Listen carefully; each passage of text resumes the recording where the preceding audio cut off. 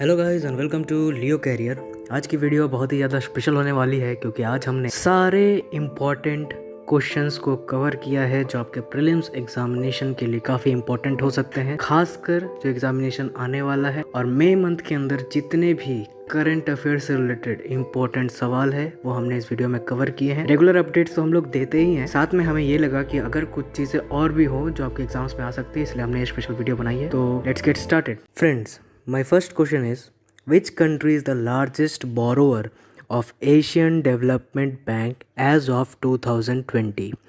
2020 के अंदर Asian development के द्वारा सबसे ज़्यादा धनराशि लेने वाली देश कौन सी है? और आपके ऑप्शंस हैं ए चाइना, बी इंडिया, सी पाकिस्तान और डी फिलीपींस। ध्यान से इसका आंसर समझिए। इसका जवाब इंडिया है, जिसके बारे में हमने सेपरेट वीडियोस भी बनाई हैं जहां पर हमने बात की कि AIB ने कैसे 5 बिलियन कभी 10 बिलियन, लगभग इसी लहजे से हम आपको ये कह सकते हैं कि इंडिया जो है वो लार्जेस्ट बोरोवर है एशियन डेवलपमेंट बैंक का इस साल, जहां पर वो 4th लार्जेस्ट शेयर होल्डर भी है और साथ ही साथ उसने नियरली $30 बिलियन की मदद ली है कोविड-19 से लड़ने के लिए। इम्पॉर्टेंटली आप इसको नोट करिए। Now moving on to the next question. Petersburg dialogue which was seen in news recently is associated with which field? Petersburg dialogue जो अभी रिसेंटली न्यूज़ में प्रचारित हुई वो किस फील्ड से रिलेटेड है? और आपके ऑप्शंस हैं A world trade, B climate action, C economy और डेवलपिंग कंट्रीज़ और डी हेल्थ इमरजेंसी। अगर आपने हमारे पेज को फॉलो किया होगा खासकर इंस्टाग्राम के अंदर, तो वहाँ पर हमने ये दिया भी था और मेंशन भी किया था। फिर भी मैं आपको यहाँ पर बता देता हूँ। प्रकाश जावड़ेकर ने एक मीटिंग अटेंड की थी 30 नेशंस के साथ, जहाँ पर फॉरेस्ट एंड क्लाइमेट चेंज को लेकर बात हुई थी। और इस पीटर्सबर्ग क्लाइमेट डायलॉग के अंदर क्लाइमेट एक्शन की बात हुई थी। क्लाइमेट को लेके किस तरीके की स्ट्रैटेजी रहेगी, क्योंकि रेगुलरली हम लोग ये देख पा रहे हैं ग्लोबल वेदर का रिपोर्ट है वो बहुत ही चेंज हो रहा है, और ख़ासकर उन जगहों पर जहाँ पर होना नहीं चाहिए। तो इसको लेके 30 देशों की मीटिंग हुई थी और जहाँ पर इसका मेन एसोसिएशन ऑफ फील्ड था क्लाइमेट एक्शन। तो ये इसका सही आंसर है। बढ़ते हैं अगले क्वेश्चन की तरफ। What is the name of the veteran freedom fighter and national communal harmony awardee who recently passed away? Veteran freedom fighter का नाम बताइए जिनको नेशनल कम्युनल हार्मोनी अवार्ड भी मिला था, जो अभी रिसेंटली जिनका निधन हुआ है। और इसका सही आंसर है हेमा भराली। हेमा भराली के बारे में मैं आपको बता दूं कि उनका निधन अभी रिसेंटली हुआ था। 101 उनकी उम्र थी जब उनकी निधन हुई। वो फ्रीडम फाइटर थी, जहां पर उन्होंने वुमेन को एम्पावर करने की बात की थी मार्जिनलाइज सेक्शन में, यानी कि नीचे वाले तमगे वाले जो गरीब परिवारों से जो औरतें आती हैं उनके बारे में उन्होंने बात की थी। उनको 2005 के अंदर पद्मश्री भी मिला था और नेशनल कम्युनल हार्मोनी अवार्ड उनको होम अफेयर्स से 2006 में मिला था। इसके साथ उनको फ़खरुद्दीन अली अहमद मेमोरियल अवार्ड भी मिला था नेशनल इंटीग्रिटी के लिए, खासकर असम गवर्नमेंट के द्वारा। तो इसका आंसर हेमा भराली होगा। इसको आप इम्पोर्टेंटली नोट कर लीजिए। Now which country announce to provide $3 million assistance to India through its partnerships for affordable health care access and longevity? पहल के तहत कौन सा ऐसा कंट्री है जिन्होंने इंडिया को मदद देने का वादा किया $3 मिलियन का? तो इसका सही आंसर है यूनाइटेड स्टेट्स। इसके बारे में मैं आपको बता देता हूँ। इसका अपडेट हमने ग्रुप के अंदर दिया था, खासकर leocarrier.current affairs के अंदर। पहल का मतलब है कि ये एक कोलैबोरेटिव प्रोजेक्ट है जो USAID और new Delhi based company IPA global, उसके तहत ये एक कोलैबोरेटिव प्रोजेक्ट है जहाँ पे ये एड एजेंसी के तौर पर काम करती है, खासकर उन सेक्टर्स में जहाँ पर अभी कोविड-19 को स्प्रेड को लेकर बात चल रही है और इसको कैसे टैकल किया जाए। तो इसी के तहत US ने अनाउंस किया था कि वो $3 मिलियन की असिस्टेंस यानी हेल्प प्रोवाइड करेगा। और इसके साथ ही जो अर्लियर असिस्टेंस यानी कि 5.9 मिलियन की जो मदद वो पहले करने वाले थे, उसको भी बढ़ाकर उन्होंने और एडिशनल $3 मिलियन की हेल्प देने का वादा किया था। तो इसको भी आप इम्पॉर्टेंटली नोट कर लीजिए। ये अल्टीमेटली हमारी जो एफर्ट्स हैं उनको मोबिलाइज करने का काम करेगी कोविड-19 को हराने में। What is the name of the mobile application launched by the council of scientific and industrial research CSIR to connect farmers to supply chain. CSIR के द्वारा कौन सा ऐसा एप्लीकेशन है जिसको अभी रिसेंटली लॉन्च किया गया था CSIR के द्वारा, जिससे फार्मर्स के साथ कनेक्ट किया जाए सप्लाई चेन को बढ़ाने की? तो इसका सही आंसर है किसान सभा। CSIR ने नेशनल साइंटिफिक इंडस्ट्रियल काउंसिल है, उन्होंने किसान सभा को लॉन्च किया था कनेक्ट करने के लिए लॉकडाउन के अंदर कि ताकि सप्लाई चेन अफेक्ट ना हो कंट्री की, फार्मर्स के साथ इंगेज हो हम। और ये linkage mainly transportation management system को अच्छा करने के लिए और मिडल मैन को हटाकर फार्मर्स के प्रॉफिट को कैसे बढ़ाया जाए इसके ऊपर मेन इसका फोकस था इसे। और ये बनाया गया था, इसको भी आप इम्पोर्टेंटली नोट करिए, CRRI यानी सेंट्रल रोड रिसर्च इंस्टीट्यूट के द्वारा ये बनाया गया है। Now moving on to the next topic. During the era of industrialization, the workers of which country revolted against the exploitative industrialist, which led to the celebration of May Day? Industrialisation के अंदर किस देश के workers ने revolt किया था उन उद्योगपतियों के खिलाफ जिनको हम मे डे के रूप में मनाते हैं? तो इसका सही आंसर है यूनाइटेड स्टेट्स। यूनाइटेड स्टेट्स में मई 1 1886 के अंदर मे डे हम लोग मनाते हैं हर साल, जिसको 1 तारीख को। तो इस समय क्या हुआ था कि ड्यूरिंग द इंडस्ट्रियलाइजेशन जब वो एज चल रही थी तो लेबर्स ने रिवोल्ट कर दिया था उस लेबर सिस्टम के खिलाफ जहाँ पर एक्सप्लॉइट कर रहे थे हमारे जितने भी उद्योगपति हैं, वो मेहनताना नहीं देते थे ठीक से काम का और एक्सप्लॉइट करते थे, बहुत ज़्यादा काम करवाते थे और काम का पैसा भी नहीं देते थे। इसके साथ एक और चीज़ आपको यहाँ पर समझनी ज़रूरी है कि सबसे पहला मई दिवस जो है वो मनाया गया मई 1 1923 को लेबर किसान पार्टी के द्वारा, वो भी जो कि हिंदुस्तान की थी, चेन्नई के अंदर। इंटरनेट साथी is a collaborative initiative of which multinational company along with Tata trust in India. Internet साथी एक इनिशिएटिव है गूगल के द्वारा जो टाटा ट्रस्ट के साथ गूगल मिल के बनाया है, जिसमें उन्होंने डिजिटल लिटरेसी रूरल वुमेन के अंदर, यानी जो ग्रामीण औरतें हैं उनके अंदर डिजिटल लिटरेसी, जैसे कोई ऐप चलाना हो, ऐप के अंदर इंफॉर्मेशन क्या आ रही है उसे समझना हो, कोई रजिस्ट्रेशन करना हो उसके अंदर, या मेजरली ये हेल्थ एडवाइस देनी हो या लोकल गवर्नमेंट से कांटेक्ट करना हो, मैप्स देखने हो, इन चीज़ों को हेल्प करने के लिए इंटरनेट साथी का आविष्कार हुआ था और इसको बनाने वाली कंपनी का नाम था गूगल। तो इसको आप importantly note. What is the name of the application launched by the AYUSH ministry as a part of the launch of clinical research on Ayurveda interventions? इसके बारे में हमने एक सेपरेट वीडियो बनाई थी, वो अगर आपने नहीं देखी हो तो जाकर आप देखिए, जहाँ पर क्लिनिकल ट्रायल्स को लेकर हमने आयुष मिनिस्ट्री की भी बात की थी। तो इसके बारे में मैं आपको यहाँ पर भी थोड़ा सा बता देता हूँ। पहले यहाँ पर आपको ऑप्शंस बता देता हूँ। ऑप्शंस है A Ayush Raksha, B Ayush Sanjeevani, C Ayush सुरक्षा और D आयुष शक्ति।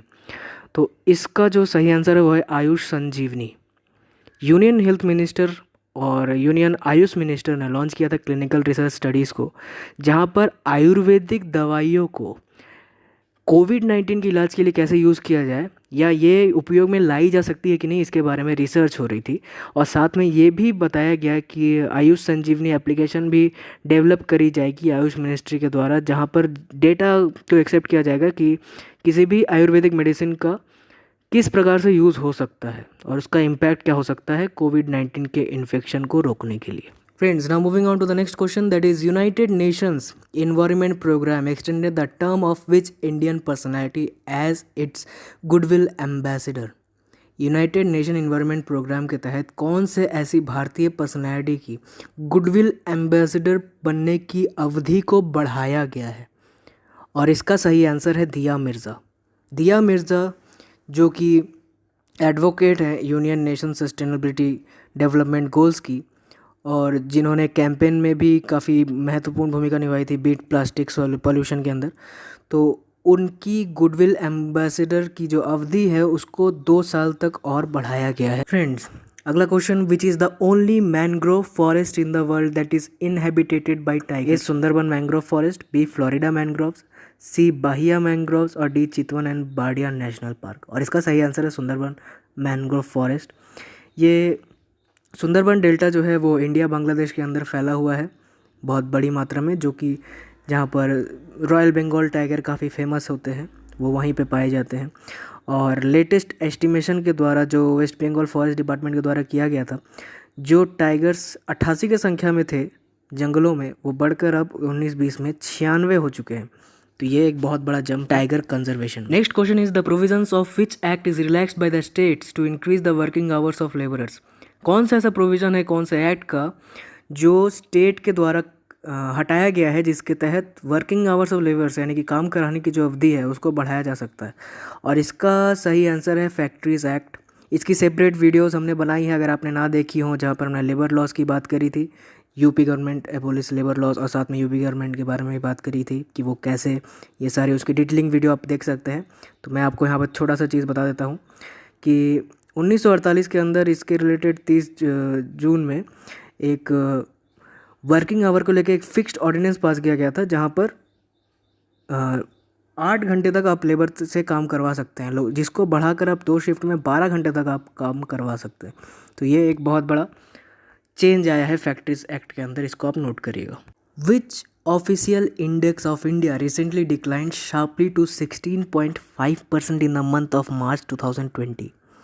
ऐसा कौन सा ऑफिशियल इंडेक्स है जहां पर हमने 16.5% की डिक्लाइन फेस करी है मार्च 2020 के अंदर? और इसका ऑप्शन है consumer price index, index of industrial production, C wholesale price index, और डी नेट नेशनल इनकम। और इसका सही आंसर है इंडेक्स ऑफ इंडस्ट्रियल प्रोडक्शन। आपको यहाँ पर एक बात समझनी बहुत ही ज़्यादा इंपॉर्टेंट है कि 2018-19 के अंदर जो 3.8% की ग्रोथ हुई थी, वो 19-20 में 0.7% की डिप हुई थी, जो अब घट चुकी है, और 120% की जो ग्रोथ रेट थी एक टाइम पे, वो अब घट चुकी है और शार्प डिक्लाइन हुई है धड़ल्ले से 16.5 की। और इसके साथ ही हमारा जो इंडस्ट्रियल सेक्टर है वो क्रॉल कर रहा है, खासकर मैन्युफैक्चरिंग और इलेक्ट्रिसिटी का जो इंडस्ट्री है वो।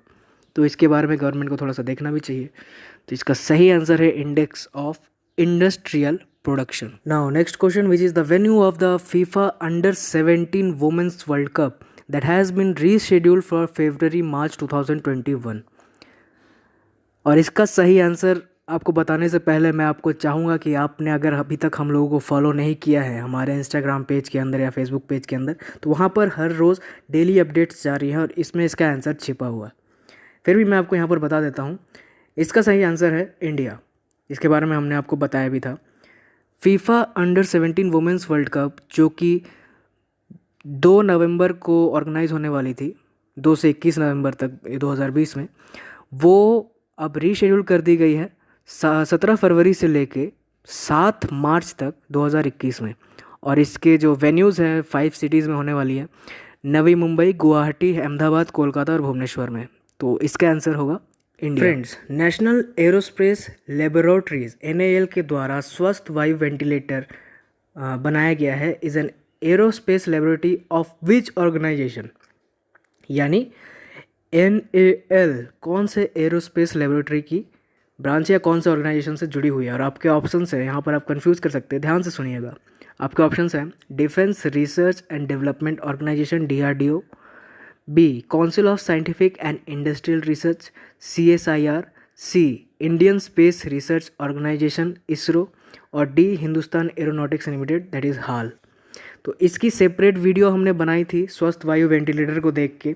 तो जिन्होंने इस वीडियो को देखा होगा उनको इसका आंसर भी पता है। इसका आंसर फिर भी मैं आपको बता देता हूँ।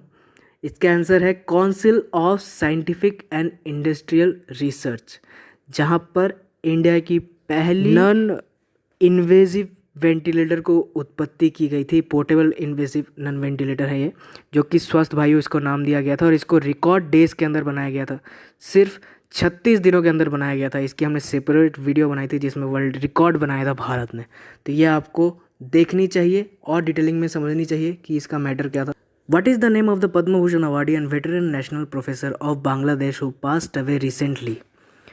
पद्म भूषण अवार्डी और वेटरन नेशनल प्रोफेसर जिनको कहा जाता था बांग्लादेश का, वो अभी रिसेंटली पास अवे हुए हैं, यानी उनका निधन हुआ है। वो कौन है? उनका आपके ऑप्शंस है A Devesh Roy, B Khalid Mahmood, C अनीसुज़्ज़मान और D गुरुदास सिंह बादल। इसका सही आंसर है अनीसुज़ामन। बहुत बड़े ज्ञानी थे, लिटरेचर वर्कर थे, एडुकेशनिस्ट थे, जो कि प्रोफेसर ऑफ बांग्लादेश की उपाधि उन्हें मिली थी, नेशनल प्रोफेसर ऑफ बांग्लादेश, जो कि 83 वर्ष की आयु में जिनका निधन हुआ। वो कोलकाता में जन्मे थे, बाद में उन बांग्लादेश चले गए पार्टीशन ऑफ इंडिया के बाद। और साथ में उनका बांग्ला लिटरेचर के अंदर बहुत ही ज़्यादा कंट्रीब्यूशन है, ये आपको यहाँ पर समझने की ज़रूरत है। और क्रूशियल रोल प्ले करते हैं ये 1952 से 1972 तक जो लिबरेशन वार चली थी बांग्लादेश के अंदर, लिटरेचर को लेके, लैंग्वेज मूवमेंट को लेके, उसमें ये बहुत बड़े रोल वादी थे।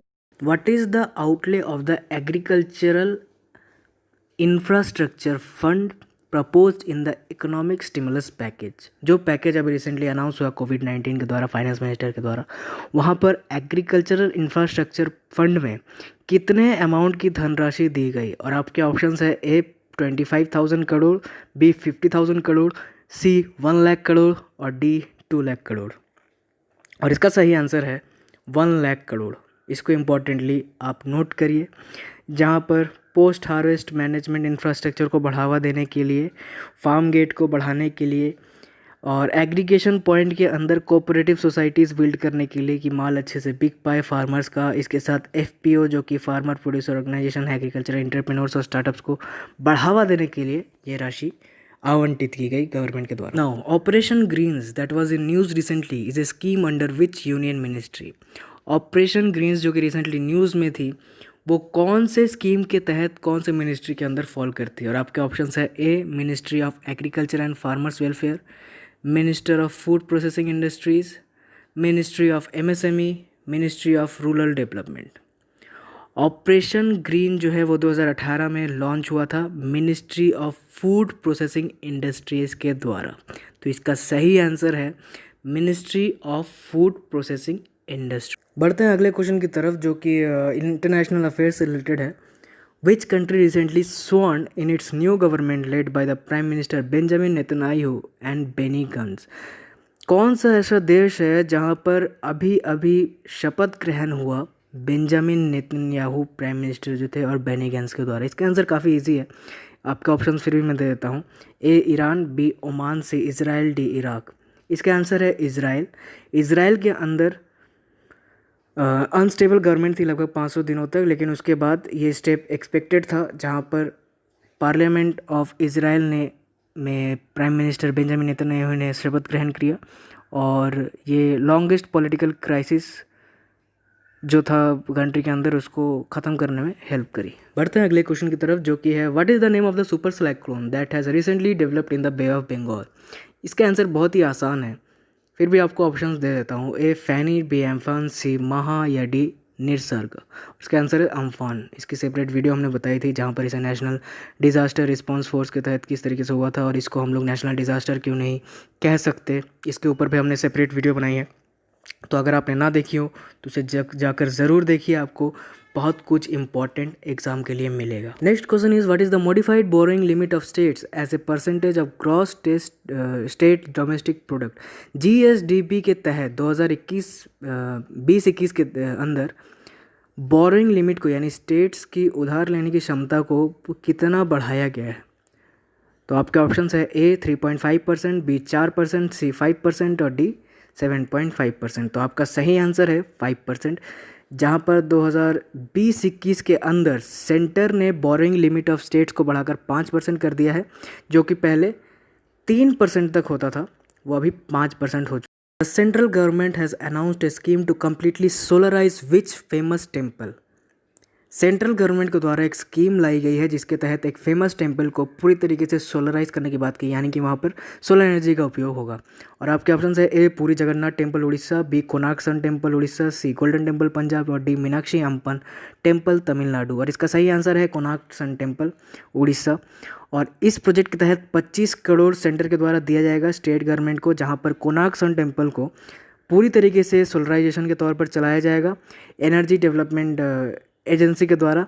और ये नई जो ऊर्जा, यानी कि न्यू रिन्यूएबल एनर्जी जिसे हम कहते हैं, उसको बढ़ावा देने में बहुत ही बड़ा एक स्टेप होगी। खासकर ये एम इसलिए क्योंकि ये एम कर रहा है कि ये 10 मेगावाट की उत्पादक क्षमता वाला काम करने वाला है ये प्रोजेक्ट। तो ये सोलर एप्लीकेशंस को बढ़ावा देने में हेल्प करेगा, सोलर ऑब्जेक्ट्स को बेचने में हेल्प करेगा, और साथ में वर्ल्ड के अंदर जो जितने भी रिसोर्सेज अभी डिप्लीट हो रहे हैं उसके अल्टरनेटिव में एक रास्ता दिखाएगा कि हम कैसे सोलर एनर्जी को बाकी एनर्जी से रिप्लेस कर पाए। Now moving on to the next topic, that is Google, along with which technology company has released their collaborative application programming API for contact tracing? Google ने कौन सी कंपनी के साथ मिलकर एक कोलैबोरेटिव एप्लीकेशन प्रोग्रामिंग की तैयारी की है? और आपके ऑप्शंस है ए एप्पल, बी माइक्रोसॉफ्ट, सी अमेज़ॉन और डी फेसबुक। और इसका सही जवाब है एप्पल। एप्पल और गूगल ने एप्लीकेशन प्रोग्रामिंग इंटरफेस यानी कि API की तैयारी की है, जिसके तहत उन्होंने पब्लिकली अवेलेबल सॉफ्टवेयर अपडेट्स और पब्लिक हेल्थ अथॉरिटीज़ को ये एसेस देने की बात की है कि हम लोग इससे कांटेक्ट कर पाएंगे उन लोगों से जो किसी भी हेल्थ इमरजेंसी के अंदर है या जिनको हेल्थ की बहुत ज़्यादा असुविधा है। तो ये ऐप हेल्प करेगी ट्रेस करने के लिए उन लोगों को। Now next question, which Indian American has one the inventor of the year award from the New York intellectual property law association?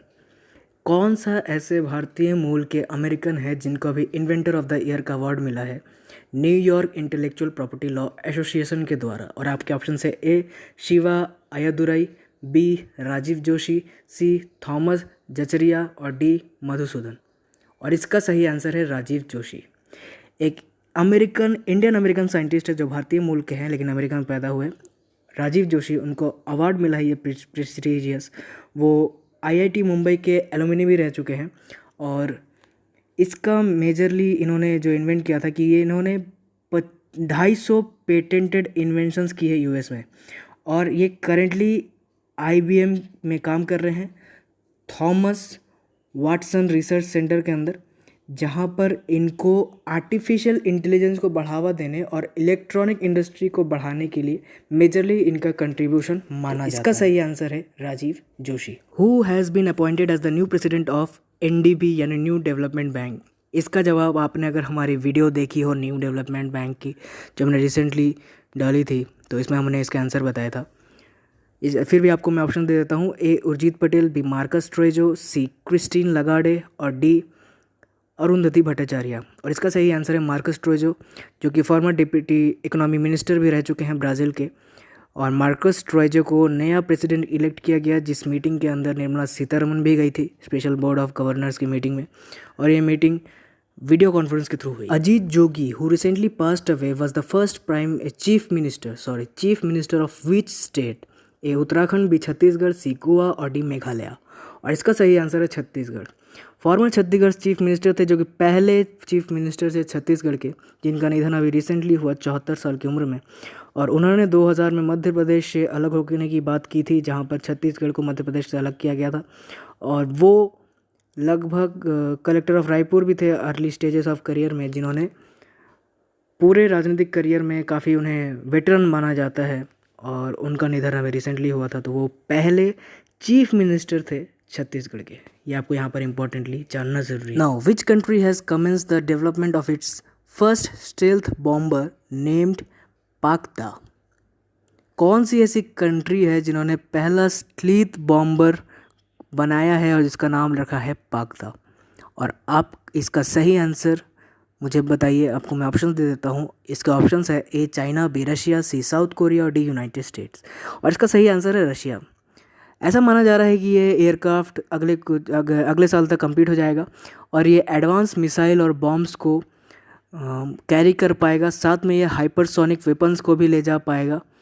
और ये मेजरली किया जा रहा है खासकर जब से ओपन स्काईज ट्रीटीज से यूनाइटेड स्टेट्स अलग हुआ है, तो रशिया इस चीज़ को कर रहा है ताकि वो डोमिनेंस बना पाए दुनिया के अंदर। Which Indian state has promulgated an ordinance to allow investors and farmer to enter into agreement for contract farming?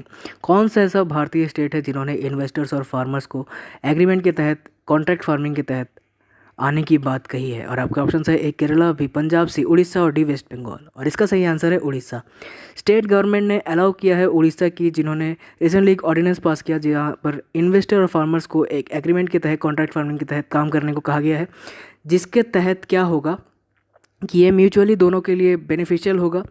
यहाँ पर किसी भी तरीके से ज़मीन नहीं ली जाएगी किसान की, सिर्फ उनकी ज़मीन इंडस्ट्रियल या इन्वेस्टर्स यूज़ करेंगे एज ए टूल, जिससे उन्हें फंडिंग मिलेगी। और इसके कारण क्या होगा कि उनका सेल्फ ग्रोथ करने में हेल्प होगी। खासकर जो नुकसान स्टेट के अंदर हुआ है कोविड-19 और लॉकडाउन के कारण, तो इस लॉस को रिकवर करने के लिए इस इनिशिएटिव को उड़ीसा की गवर्नमेंट के द्वारा उठाया जाए। Where is the headquarters of united nations relief and works agency for Palestine refugees in the near east located?